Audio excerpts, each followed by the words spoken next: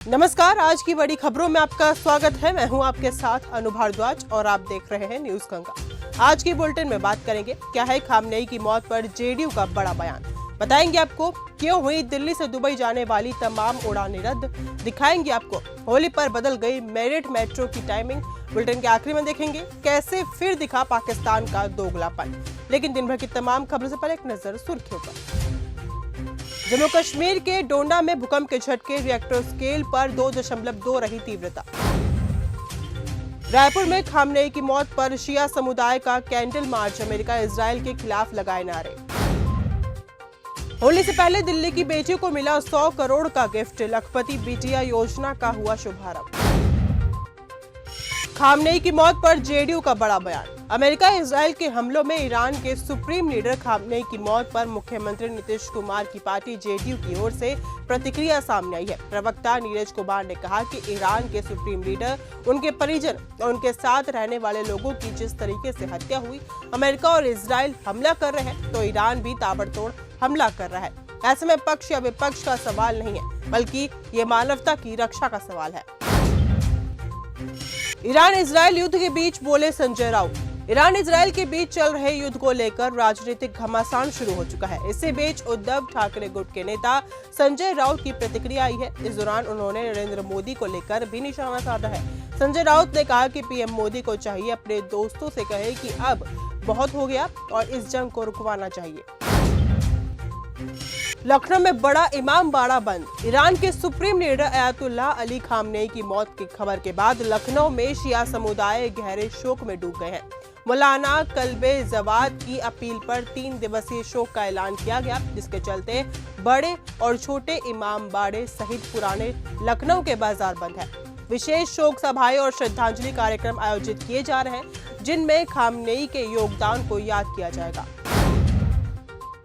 दिल्ली के 3 स्कूलों में बम की धमकी से हड़कंप। दिल्ली के 3 स्कूलों में बम होने की सूचना मिलने से हड़कंप मच गया। जानकारी के मुताबिक 2 मार्च की सुबह Delhi cantt army public school, Janakpuri Meera public school और मयूर विहार सलमान पब्लिक स्कूल को धमकी भरा संदेश मिला था, जिसके बाद पुलिस और बम निरोधक दस्ते को मौके पर बुलाया गया। सुरक्षा एजेंसियों ने बड़े पैमाने पर तलाशी अभियान चलाया।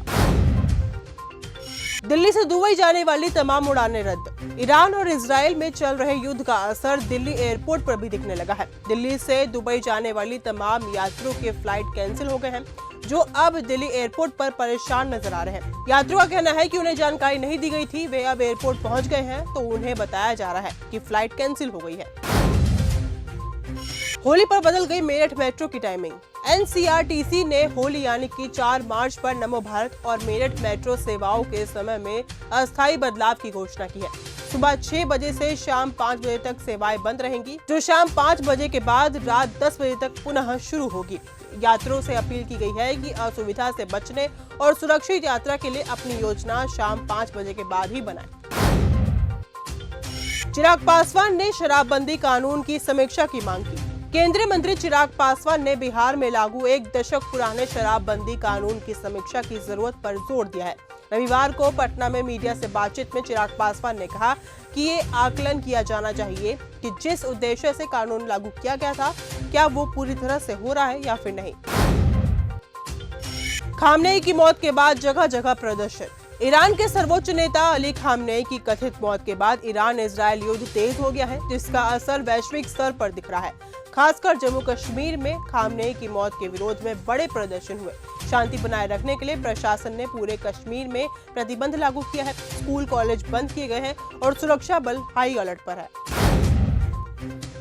दिल्ली आबकारी केस में सीबीआई का बड़ा कदम। दिल्ली आबकारी नीति केस में सीबीआई ने निचली अदालत के फैसले को कानून के खिलाफ बताते हुए दिल्ली हाई कोर्ट में याचिका दाखिल की है। एजेंसी ने सभी आरोपियों को बरी करने के आदेश को चुनौती दी है। मामले में 9 मार्च को सुनवाई तय की गई है। किंग मेकर के रोल में सीएम के खास पंकज मिश्रा। झारखंड के साहिबगंज नगर परिषद में चुनाव हो रहे हैं। इस चुनाव में मुख्यमंत्री हेमंत सोरेन के खास पंकज मिश्रा एक बार फिर किंग मेकर की भूमिका में आ गए हैं। इसके पीछे की वजह है कि कुछ दिन पहले हुए अध्यक्ष पद के चुनाव में अपने समर्थन वाले प्रत्याशी को जीत दिलाने में कामयाब रहे थे। संडे को द केरल स्टोरी 2 ने मचाया भौकाल। कानूनी पचड़ों में फंसे विपुल अमृतलाल शाह की फिल्म द केरल स्टोरी 2 की रिलीज को केरल हाई कोर्ट से 27 फरवरी को शाम को हरी झंडी मिल गई थी। देर से रिलीज होने के चलते फिल्म को खामियाजा भुगतना पड़ा था और इसकी शुरुआत धीमी हुई, लेकिन फिल्म ने शनिवार को अपनी रफ्तार बढ़ाई। इसके बाद इसने वीकेंड में दमदार परफॉर्म किया और इस साल की कई फिल्मों को मात दे दी। इरफान को याद कर भावुक हुई पत्नी सुतापा। कुछ रिश्ते समय से नहीं, यादों से चलते हैं। प्यार अगर सच्चा हो तो वो इंसान के जाने के बाद भी जिंदा रहता है। दिवंगत अभिनेता इरफान खान की पत्नी और लेखिका सुतापा सिकदार ने अपनी शादी की 25वीं सालगिरह पर कुछ ऐसा ही एहसास शेयर किया जिसे देख लोग भावुक हो गए।